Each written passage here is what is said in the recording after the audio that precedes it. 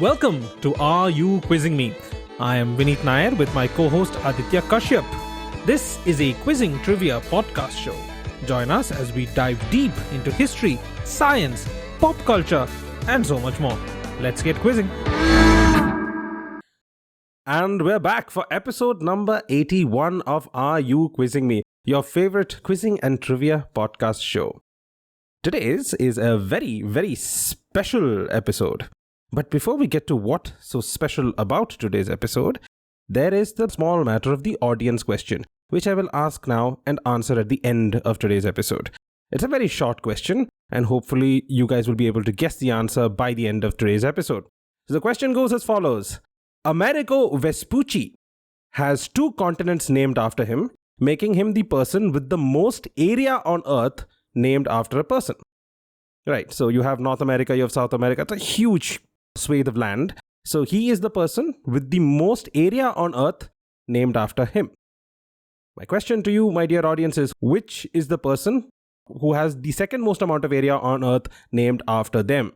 I will answer this question at the end of the episode. So, as I mentioned, today is a very, very, very, very special episode, and we have a very, very special guest, and I'm going to hand the baton over to Aditya to introduce our guest quizmaster for today. All right, Vineet. Wow. That is a question that has me stumped, so I'll be thinking about it for the rest of the episode. That's a very interesting question. But speaking of very interesting things, I have to tap down on my excitement because I'm really excited. Our guest today is Aishwarya, and Aishwarya is joining us for this episode. Oof. This is as exciting as it gets. This is how probably other podcasters feel when they get some of their dream guests to come on. And this has become one of that for us because both Vineet and I have been huge fans of Aishwarya's work. So for anybody who's uninitiated, Aishwarya is one of the founders of Reading Room India, a channel on Instagram that both Vineet and I love. And so do like 130,000 other people. I don't know what's the current count. I'm not sure. I've not checked in a while. But it is a big deal. And I have to tell the listeners this. That was such a mind-blowing experience for me because I was hanging out with Aishwarya, I think it was more than a year ago. And she told me, hey, this is a little channel that I've started and you probably are the kind of person who would be interested in it. And I followed it and I was like, oh, this is interesting. And then I started seeing it popping up on my friends' stories. Like they would reshare that post. Many months later, I pinged her and I was like, did I mess up? Like, are you the person who runs this or is it somebody else? She's like, yeah, it's the channel that I have been working on for a while. So I was like, wow, I guess I was there at one of the initial stages of something that is so big and so important for my daily fixture on my daily dose of Instagram. Like I go onto Instagram and this is one of the things that I look forward to reading or catching up on. We also randomly happened to meet when I was living in Singapore. She's also a phenomenal dancer. She loves running. She goes to new cities and she'll explore those cities on foot. She just goes around running. And she also loves her whiskey.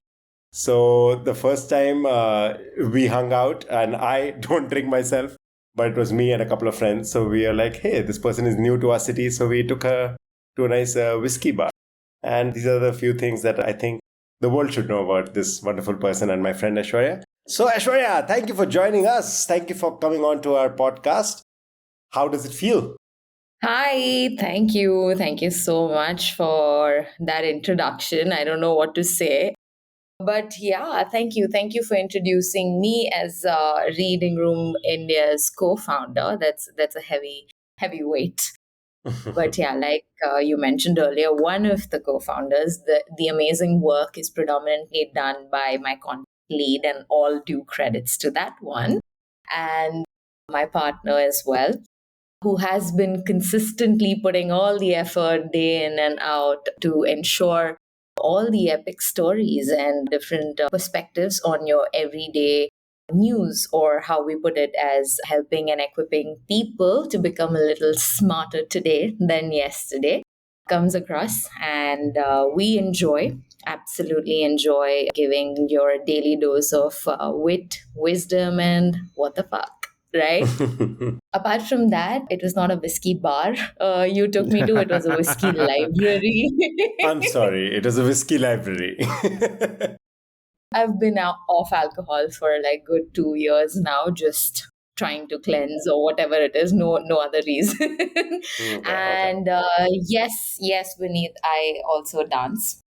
That's how we actually met in Singapore. And it feels amazing to do this. I was not aware that you guys are onto something so great. Like when I heard your episodes, wow, like I know someone who is doing this. Like it was just crazy. And the enthusiasm just sparked. So as much as I may and thank you for saying that. You be your dream guest. You guys are like probably my dream podcasters now. So I want to be called Wow. again. So please give me easy questions so that you genuinely want me back. So yeah. So great to have you on the podcast, Aishwarya. So let's get cracking with our quizzing for today. As our guest quizmaster, the honor of asking the first question goes to Aishwarya. So Aishwarya, hit us. Okay, before I do and before it's my turn to answer also, I'd like a very friendly disclaimer. I also rely on Reading Room India for all the smarts. So in case I don't get answers today, do not judge my brand. So yeah, do not. Okay, so it's a very simple, short question. An Indian political party was behind the invention of this particular tea time or go to snack food. And if I could just attach like the first layer of hint into the question itself, it was also to resolve the ongoing issue of unemployment in the city it is from, or it got popular from, not originally origin from. Yeah. So when you're saying a tea time snack, I'm going with the law of averages, right? So I'm going to guess, again, this is a guess, that it might have to do something with the Congress party. Given the law of averages and the history of India and parties which have... Oh, so it's not the Congress party. She had a little shake in her head. I was going to go with something along the lines of unemployment and tea time snacks. And I thought Lijjat Papad came to mind. This brand that does papad, but it's a bunch of women who do it from... But okay, Aishwarya is indicating a no. It's a no from Aishwarya. So, ooh. Yes. Think more local, think where we are, and it's very easy breezy, like very easy breezy, very on the go. Don't restrict yourself to just the tea time. Like now it's popularized and it's eaten like anytime. So I'm guessing then it's the Shiv Sena and the Vada Pav. Yeah, it is. Oh. That is cool. You do follow the page. It is. So the fact behind that is Shiv Sena initially was looking to really build Mumbai, Maharashtra, so on and so forth. They started to look into the daily aspects of it. A lot of South Indians had migrated to Bombay. They had started to open a lot of these Udpi restaurants. So when Balasaheb Thackeray saw this and he wanted to promote and empower and equip the local Maharashtrians as well, he asked them to cook their cuisines and like promote. And one of the first platings that came out was the Batata Vada. And it became the Vada Pav, the Ashok Vada Pav, the first pieces. So yeah, you got it. I'm so happy. See, it was not that hard. I mean, the clue that gave it away was when you said, look at where we are. Yeah. That was the clue. Yeah. Even though you're not in Bombay right now. Yeah, might have pointed out that out of the three of us, Vineet is the only one not in Bombay. That's doubly embarrassing for me because I'm sitting in Bombay and he's the one who got the local clue. Vineet, the smarts, I love it. Okay, wow, phenomenal. I'll take it up next. So, because I have known Aishwarya for a while, I try to cater my questions to something that she might enjoy, regardless of whether she knows it or not, because it's obviously trivia. But hopefully she'll enjoy it. My question has to do with this individual called Robert Pope. Robert Pope is a British veterinarian, athlete, author, and charity fundraiser. In 2017, he managed to achieve a particular milestone, significant event that he managed to achieve, which also resulted in raising nearly £38,000 for the charities Peace Direct and the World Wildlife Fund. In recognition of his efforts, Pope also attended Prince Charles's 70th birthday celebrations. He ended up penning a book about this achievement as well. what achievement that involved going to the cities of Boston, Manchester, Brighton, and London did Robert Pope achieve in 2017? As in, what is the recognition that he got? What did he do? The recognition was a couple of things. One of the recognitions was also being invited to then Prince Charles's 70th birthday, stuff like that. But no, I'm not talking about any recognition. What did he manage to achieve in 2017? What was his record? Yeah, what was the record? Oh, what was the record? Can I ask for a hint number one? Sure, of course. This achievement took more than a year to finish. In fact, a 422-day feat that he finished in 2017. So he started in 2016. Did he walk a dog along all these routes? Sorry, in fact, he started in late 2016. He finished it in 2018. My bad. The timeline was slightly off. He finished it in 2018. Is it busting the myth that you can't feed your dogs certain food? Because that was the longest record as well. 422 days of not feeding. Oh, I mean, a certain food. Okay. Certain foods, because no, there was like a Japanese experiment that they did, and they found out that garlics don't harm dogs. So something similar? No. I understand why both of you have talked about dogs so far, because the first thing I mentioned was that he's a vet. That is his profession. But I would suggest looking at the other part of his life, which is him being an athlete. Eddie Izzard had done like 7 marathons in 7 days or something, right? Was it something similar to that?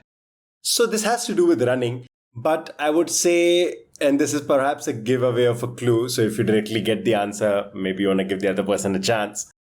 Find the crossover with pop culture. Where would this crossover with something iconic in pop culture? Run, Forrest, run. Please tell me it's that. Yes, Vineet, you got the answer. Vineet. Oh, great. Thank you.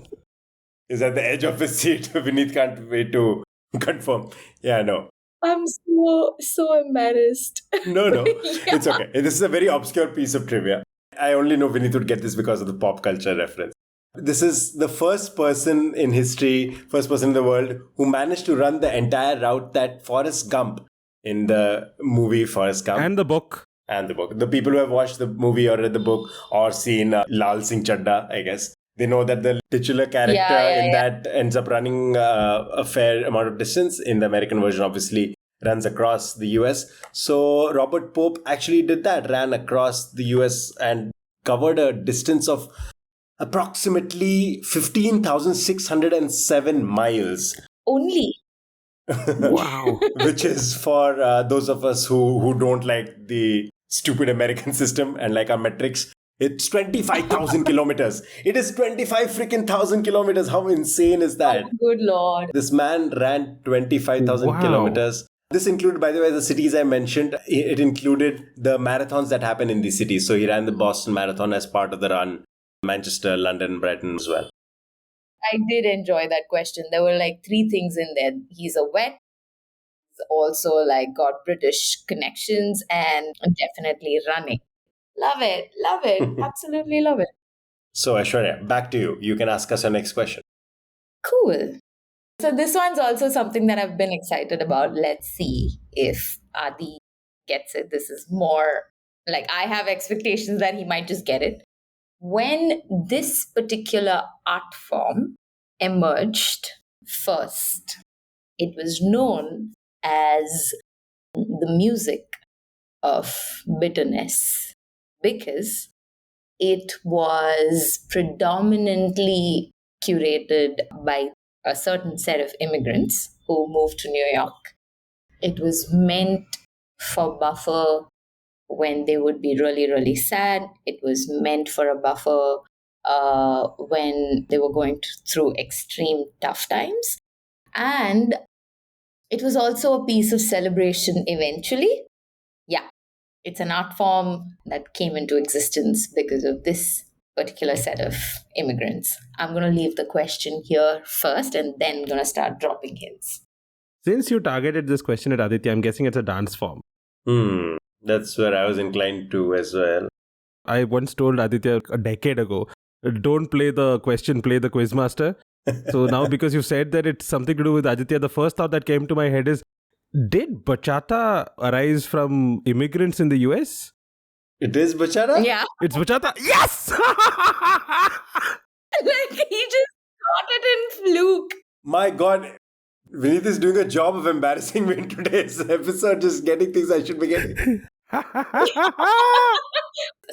So okay, so you guys totally like inducted me in the structure very incorrectly, right? You just basically had to tell me Vineet gets all the answers.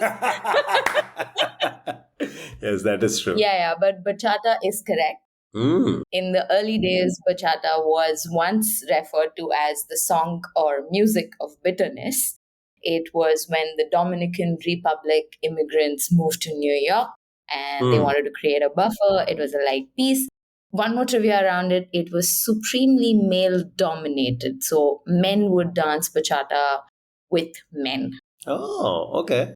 Yeah, the origins are only locally known, and female came into it when more sensual movements were added to it, more feminine movements were added to it, but the music, the inception of it and everything was more male dominated because more male immigrants and they had to be calmed down in like tough days and so on and so forth. Like imagine, right? If our audience don't know, and if you don't follow Aditya on Instagram, Aditya is quite an accomplished bachata dancer. And if you've ever seen bachata, it's quite a sensual dance form, which is why I'm all the more surprised that given the kind of Latinx, macho culture, that something with this kind of intimacy in the dance was between two men, which is also quite progressive, but at the same time surprising for the culture it comes from. Yeah. And imagine the kind of dance form it is in today's date. It makes so many people really, really happy. And it came out of a situation that was so distressed. And it came out of immigrants who did not live the most privileged life. And today bachata happens in like closed doors, in like extremely fancy getaways, and like there are specific bachata dance festivals. Yeah. That's so cool. I love that question because it also reminds me of this wonderful quote, or I don't know where I read it, but the idea of how jazz music also came to be. And it was just these African American immigrants, and they all came from different parts of the continent. So they did not speak the same languages. And it became like music was the way to sort of communicate in those cramped quarters that they would unfortunately be living in and not the best circumstances. And the beauty that we experience today in the form of jazz music came from troubled times. So yeah, art, music, dance, it truly, truly liberates the soul. I love it. Wow, what a great question. I agree with that point because I think we've also mentioned this, I at least have ranted about this on the podcast before, that a lot of the great art and culture comes from pain or suffering or just being coked up out of your head. I've also specifically mentioned Stephen King, where there was a portion of Stephen King's life where he was so coked up and on drugs that he can't even remember writing certain novels. Interesting. So now that we've established that great art comes from suffering and pain, I think it's my turn to inflict some pain. That was a great segue. I'm not letting it go. That was a great segue. Okay. So this is a kind of geography-based question. It's got 4 parts to it, but it's easily workoutable. Put your heads together and you should be able to work it out. In 2015, a group of demonstrators in country A mistakenly protested in front of the embassy of a country Y because of airstrikes which were conducted by a country X. So they mistakenly protested in front of the embassy of country Y because of airstrikes conducted by a country X.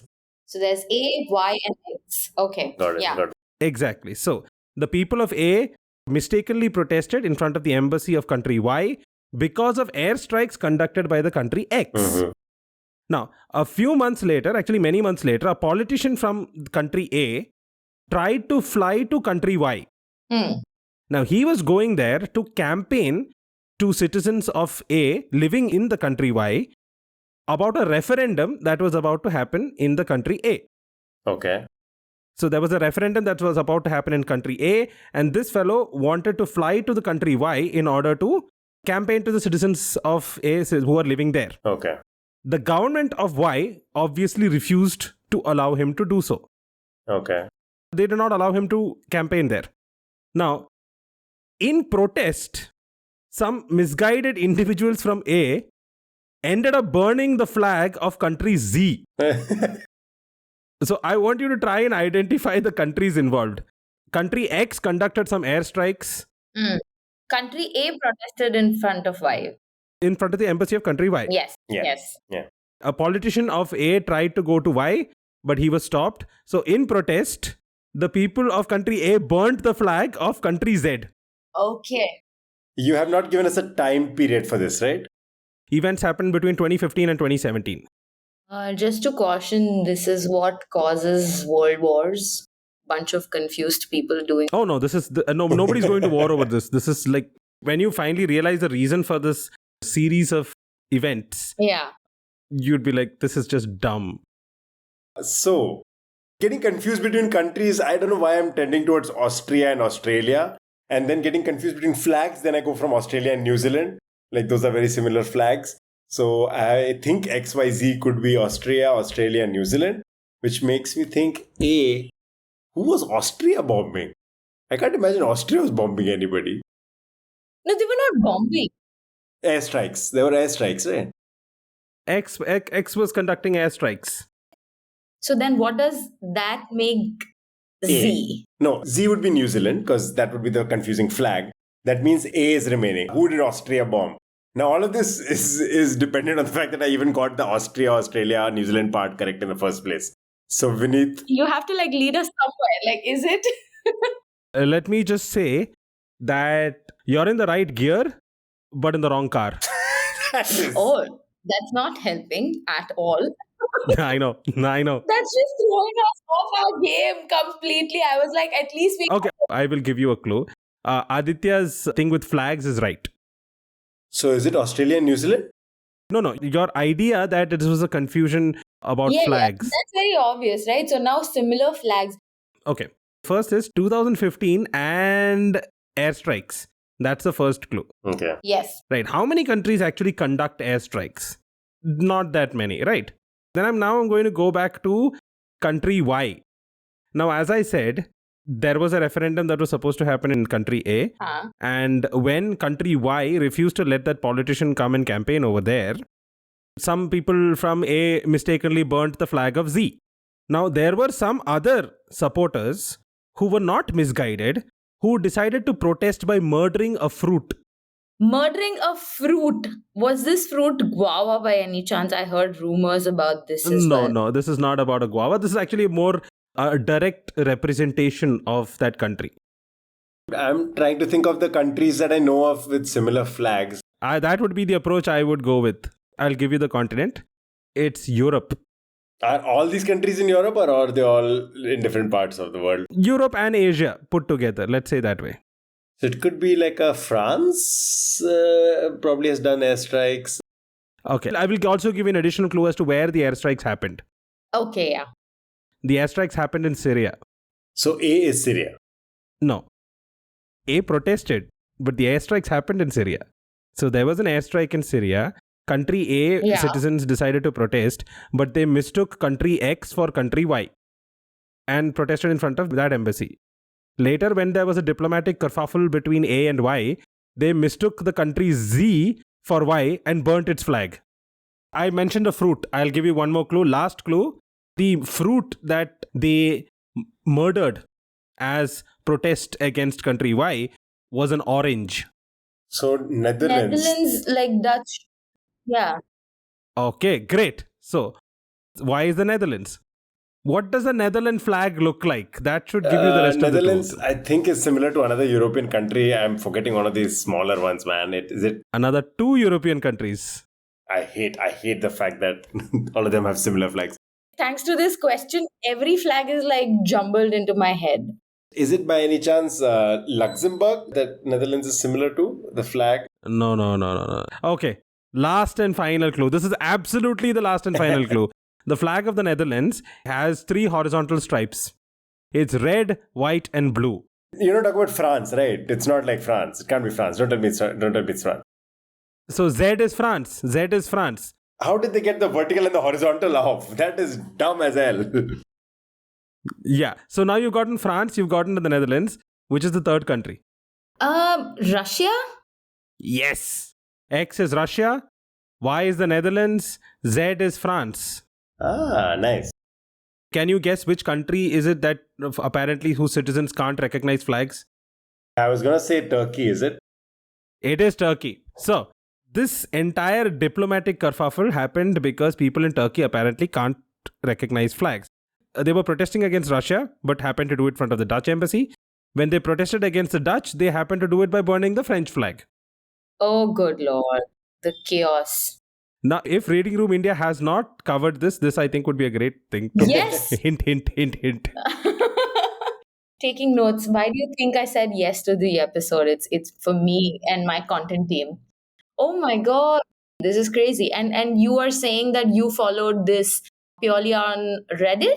Yeah, so I saw a couple of posts on Reddit which kind of linked to each other. So Mhm. there was a post about them burning the French flag, Mhm. and one of the commenters had mentioned that these people are notorious for mistaking flags and had linked an article to another one where they had protested in front of the Dutch embassy when they were actually protesting the Russians.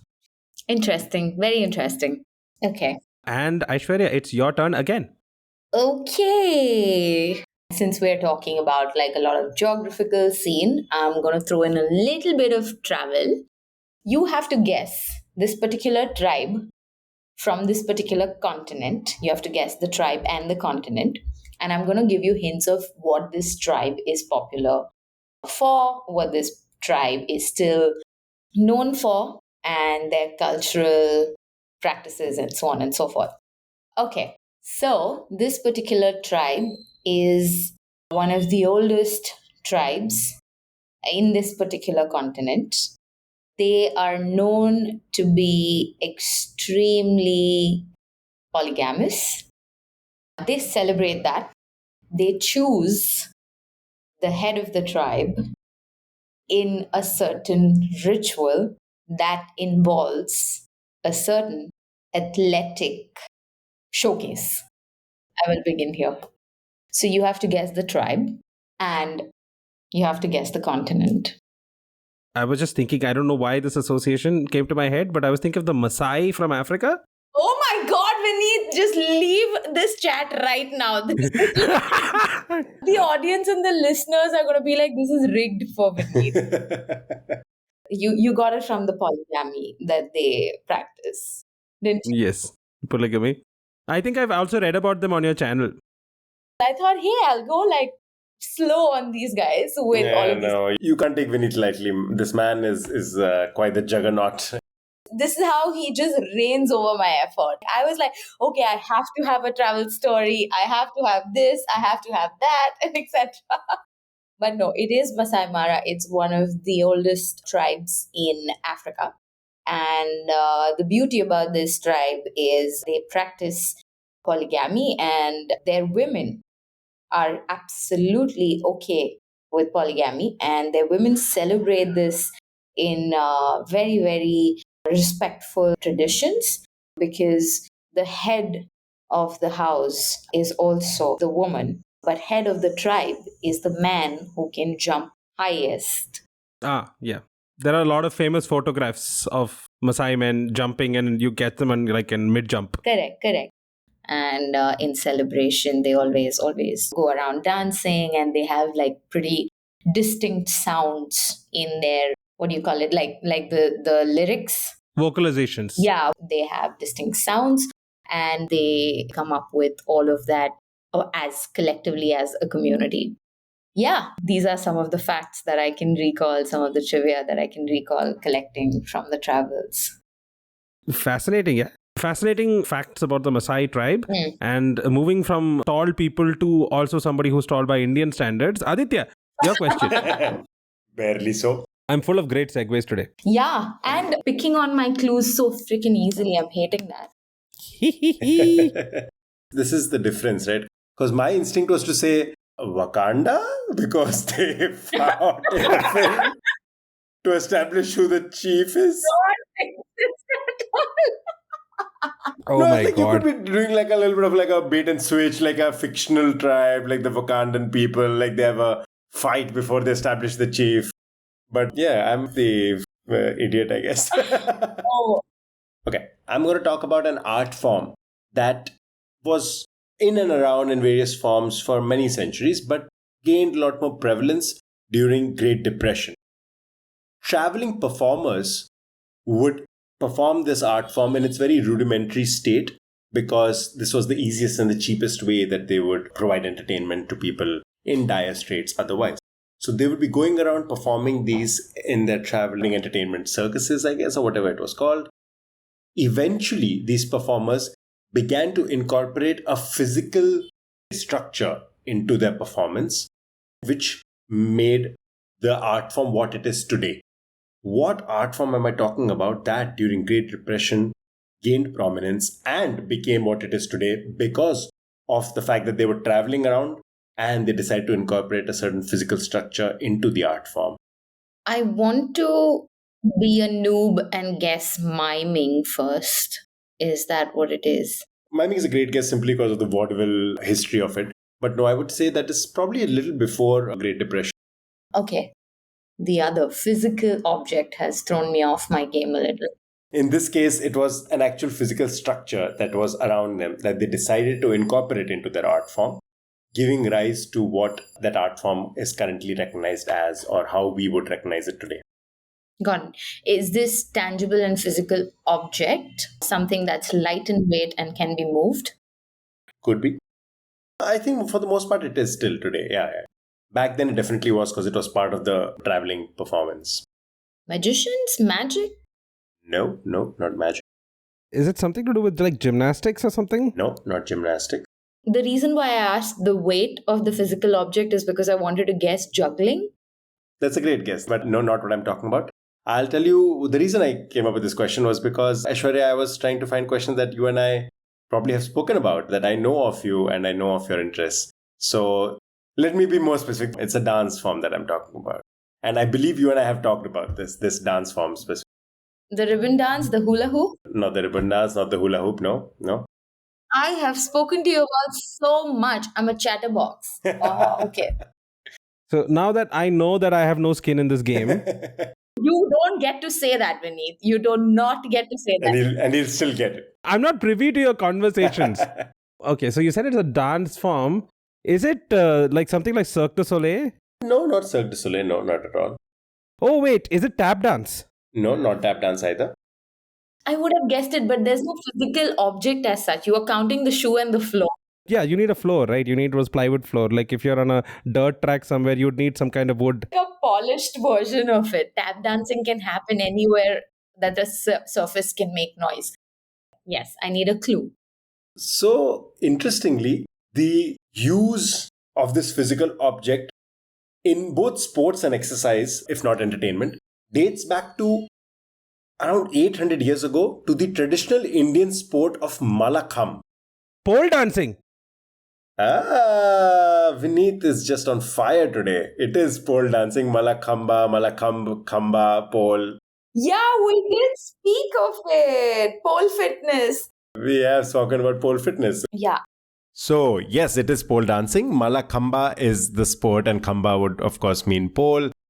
And they used it because they were traveling around with it, so they would perform in tents. So, they started at some point incorporating the tent pole into their performance. The women, when they were doing their burlesque, cabaret dances, they would start using the pole as part of that. And hence, pole dancing became an art form starting around that time. We were both thinking of joining a pole dance class at some point just to get fit. Yeah. Are we still on for that plan? Because I am. Yeah, you know what? You and I will follow up on that plan as well. Vineet, you're welcome to join us if you want to. Oh, no. Thank you. I'm 600 kilometers away. I'll keep that distance, especially when it comes to pole dancing. Aishwarya, so I think the next question is yours. Okay. The question goes, what genre or which genre of music most celebrated on the streets? I'm not giving away the country. I'm not giving away anything. This genre of music led to some of the most sales of alcohol on the streets past sunset. And second, it was also born out of pain, since we spoke about it earlier. And it was meant to beat the melancholy of the day that people would have. It was designed to embrace the softer, more subtler aspects of human emotions. That's my question. Which genre of music? Not vague at all. Ah, now you get it.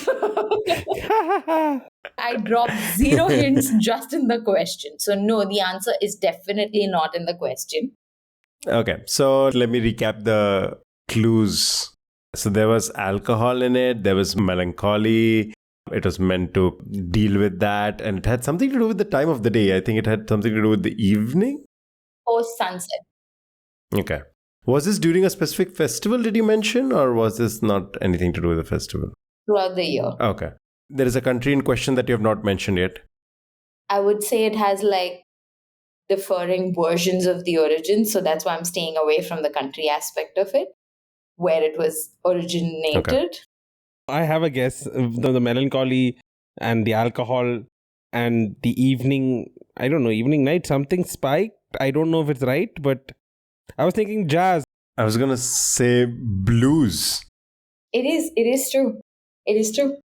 It is jazz? You both got it. It is a local tale that they have revealed, and I happen to get this from one of the travelers, Italian travelers actually, who said that the phrase beat the blues came from the music, because beating the blues was one of the main purpose why this music was designed and why this music became popular.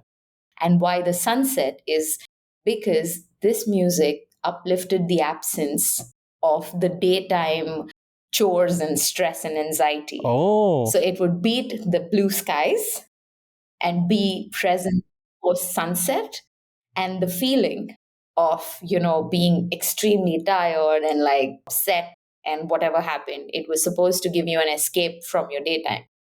So yeah, I'm sorry that I don't have any source to quote this, but I got this from an Italian young man, so it was really, really nice. That's really cool. And I have a piece of trivia related to jazz and the blues, which is also kind of almost a pop culture recommendation for us, is an artist by the name of Robert Johnson. And one specific song of his from I think it's the late 30s and the early 40s, which is called Crossroad Blues. It's a very haunting song, made especially haunting by the fact if you know the legend behind the song, which I think I've mentioned in the podcast before. But if you're a fan of the show Supernatural, or if you are a fan of anything paranormal, this is a very famous story. So Robert Johnson apparently had a very mediocre guitar playing talent. But then all of a sudden, he started playing like amazing blues guitar. And his songs also had references to certain paranormal activities, especially the devil. So there is this myth and legend that Robert Johnson made a deal with the devil at a crossroads at midnight to gain the ability to play the guitar, that the devil himself taught him to play the guitar. And he died at a very young age, which also added to the legend that his soul was reaped by the devil because of the deal that they made. It's a major plot point in the show Supernatural as well. And if you keep that story in mind and you listen to the song, it's pretty haunting. So, Crossroad Blues by Robert Johnson. Wow. Adding it on my Spotify right now. It's so underrated and it's so misunderstood as a genre of music. There is so much to it. And yeah, like the post sunset, the alcohol, the street, all of that, it is so nice. But very nice. So, now it's my turn. And I have a question that I curated especially for Reading Room India and the fact that we have Aishwarya as a guest. This is a historical nugget. I'll give you that. If I don't get it, again, I'm saying there's a spectacular content team that does work. I don't think anybody will guess this unless you already know it. So, on February 23rd, 1913, in Russia, people protested the possibility of a world war. Okay. On another such Sunday of February 23rd, 1917, there were protests against the ongoing war and shortages of food and other essentials under Tsar Nicholas II's regime. Something about the nature of these protests was unique, given that period of time. Although the causes were worthy, evolutionaries like Trotsky were upset at the protesters, as these disobedient and misbehaving people were going out on this day when they were meant to wait till May, which is when Workers' Day is marked. These events, especially that of February 23rd, 1917, which was a Sunday, these events set a precedent, which we are now familiar with. But we became familiar with it after a specific adjustment. Now, how do we know this date, and what was the adjustment that was required for us to be able to celebrate it the way we do it now? What was the adjustment required? What happened on this day? We celebrate it now. That led to something which we celebrate now. But for us to recognize it now, there had to be a certain adjustment made. Yeah, there are two hints you've already given into this, which is the familiarity of the causes, like it was similar causes, and the second one you said was like how the people reacted to it. So this is like subtle hints in this. I know I'm familiar with it, but I don't think what I'm thinking is the right answer. So I'm gonna like. No, go ahead. Shoot your shot. It doesn't matter. You said this happened in 1913 and 1917. Yes, both on a February 23rd, which was a Sunday. Both on February 23rd. And you mentioned that the Trotsky and who else were not in support of it because they thought people should wait till May, which was the Workers' Day, International Labour Day. And you want us to guess what the cause was? No, so the first time it was against the possibility of war, and the second time there was a protest against the ongoing war and shortage of food and other essentials. But there was something very unique about these protests, especially for that period of time. And that is what leads to the celebration today. I know that smile. The adjustment, I think I know. Okay. I'm trying to figure out what is it that resulted from it. Okay. Tell us what the adjustment is, and that might help. The adjustment has to be the switching of the Russian calendar. Bang on. That happened around this time is what I remember. It was around the First World War that they switched. At the end of the First World War, yes. At the end of the First World War, okay. So, I don't know how much would it have shifted it by. I don't know where it would have gone. I think it would have gone from February to March, I guess. I think it was like, it would have gone in that direction. Yes. Something in that time frame. So, something in March that we celebrate in March today, but was on February or 23rd, you mentioned. Women's Day. It is Women's Day. Yeah. No, I wanted to guess that, but I said maybe we have to guess the adjustments. And I was like, 1 second, the adjustment that I know of is probably from a different story that we did. But I was like, oh, okay, when Adi said, okay, Russian, and then you said bang on, I was like, yeah, Women's Day. I know this one then. Yeah, it's Women's Day. The protests were all women. It was almost an entirely female protest. And disapproving Trotsky, looking down his nose, very long nose at them, saying that, what are you doing out of the house on a Sunday? So the thing is, until February 1918, Russia followed the Julian calendar. And then it switched to the Gregorian calendar. So February 23rd, which was the last Sunday of February, actually falls worldwide in the Gregorian calendar on 8th March. So this day was chosen as International Women's Day. Yeah. Now celebrating the fact that we have, quite shamefully, as a matter of fact, finally had a female quizmaster after 81 episodes. Now is the start, and you know that you're going to have... And what a start, yeah. So, wow, that was a great guess, by the way. No, it was because like we've done this story, so I just happened to confuse them. But it was quite tailored for you, yes? Curated to you? It was. I'm glad I was not totally bad at it. That was a great answer. Great crack. Yeah. Thanks, Adi. So that's all the time we have for our regular quizzing. Before we sign off and give our pop culture recommendations, there is the small question that I asked at the beginning of the episode. Our audience question. Americo Vespucci, who's an Italian explorer, has 2 continents named after him, making him the person who has the most area on Earth named after a person. So North America, South America, you have 2 entire continents named after him. So the land area, entire combined land area named after one person, the maximum amount goes to Americo Vespucci. My question is, who's in second place? Which person has the second most amount of area on Earth named after them. Put together. Like these are not like one continuous places. They're like multiple places around the globe.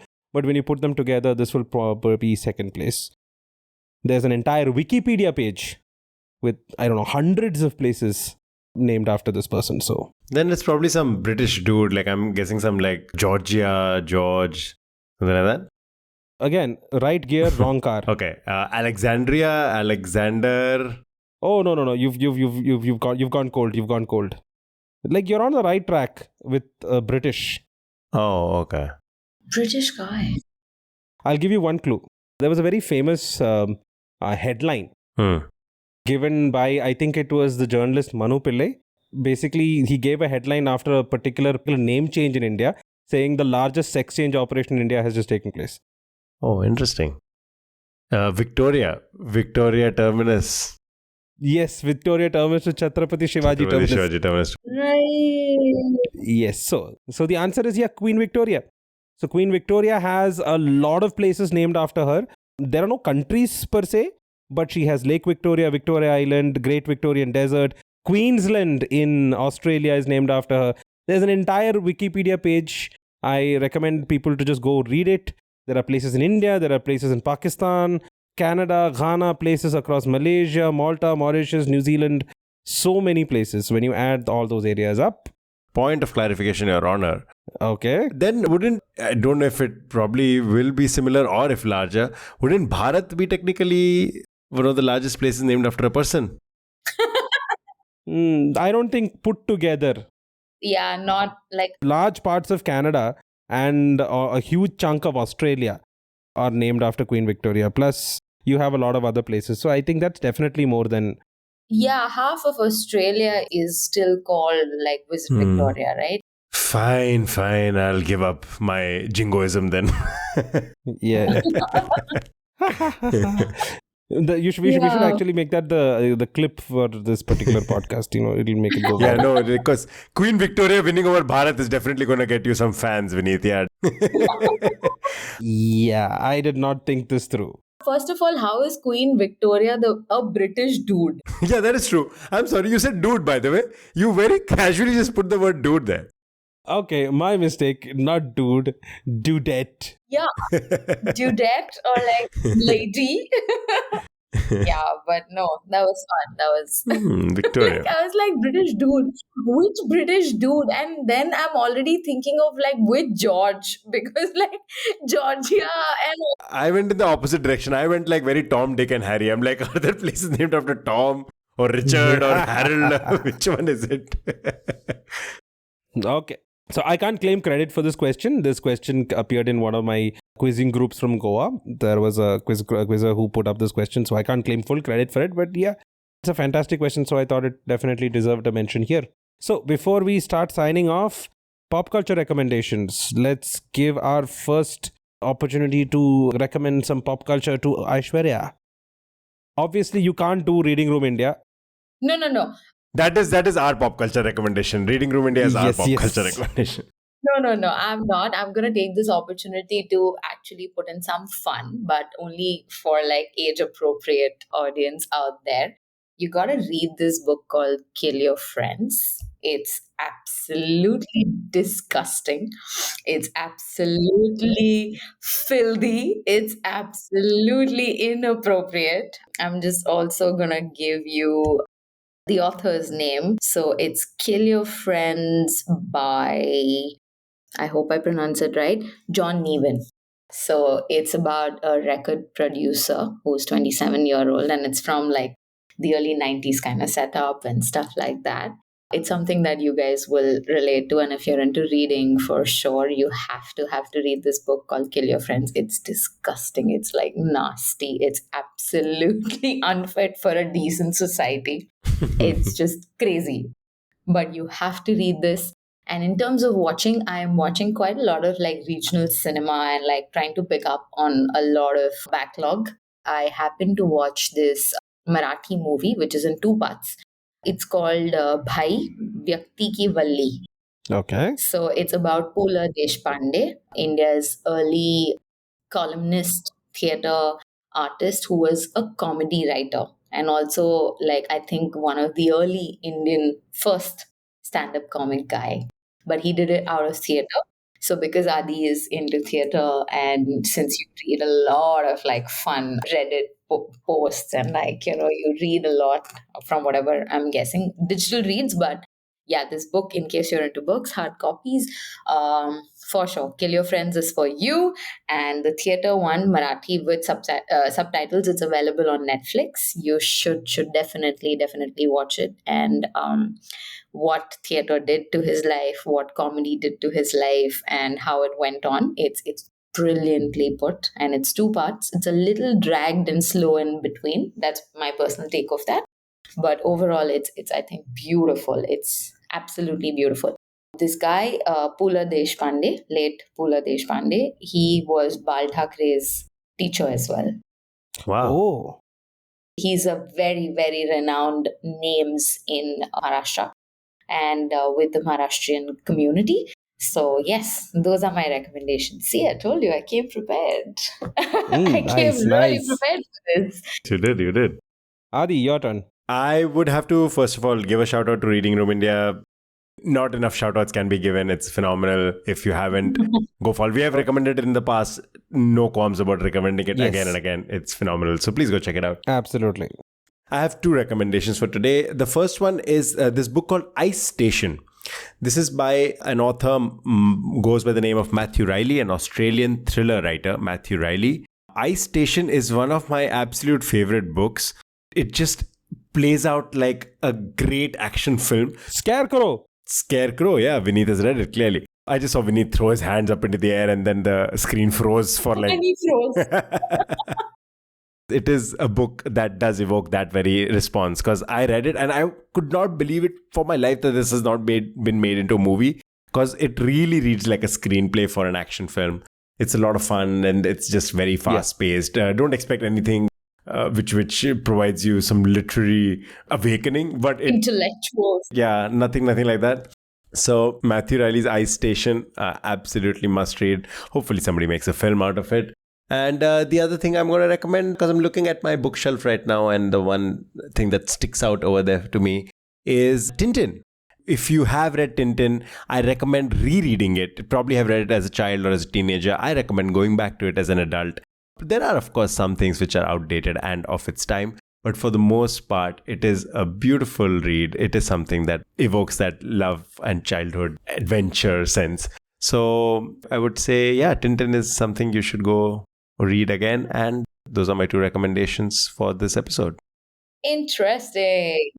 Very interesting. And I can personally recommend also, add on to what Aditya said, Matthew Riley is a master at writing books that read like you're watching a Hollywood movie. Something that Jerry Bruckheimer produces. There are also other books of his. There's another book called Area 7 and there's another one called Scarecrow. I recommend all of those. My recommendation is a little closer to home. I recently binge watched an Indian adaptation of Sherlock Holmes called Shekhar Holmes, starring K.K. Menon and Ranveer Shore. Oh! Fantastic actors. And what I really liked about it was that when it started, I was like, this is just so silly.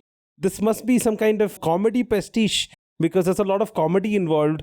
Say, for example, their adaptation of The Hound of the Baskervilles is something that's happening at a place called Bhaskar Villa. So Baskervilles becomes Bhaskar Villa, that kind of thing. Everyday dad joke of sorts. Exactly. So you have K.K. Menon playing the role of Sherlock Holmes, but here it is Shekhar Holmes. And you have Ranveer Shore playing the character equivalent to that of Dr. Watson. They have adapted some of the best, better stories. But what I really liked is that they went against grain towards the end. There is a twist in the tale at the end of the season, and I was like, I did not see this coming. And it was very well done. I'm not going to say it's the best in terms of production value, because it's set in the early 1990s. It's set in 1992, but it doesn't look that. It's not the most polished show. The acting, obviously, K.K. Menon knocks it out of the park, like he always does. Ranveer Shore does a great job. But overall, it's not something I want you to take too seriously. Don't compare it to Stephen Moffat's Sherlock or anything. But just watch it on a Sunday. 6 episodes, they'll pass by like the snap of a finger. I really, really enjoyed it. So that's my pop culture recommendation for this week. And that's all the time we have for this episode.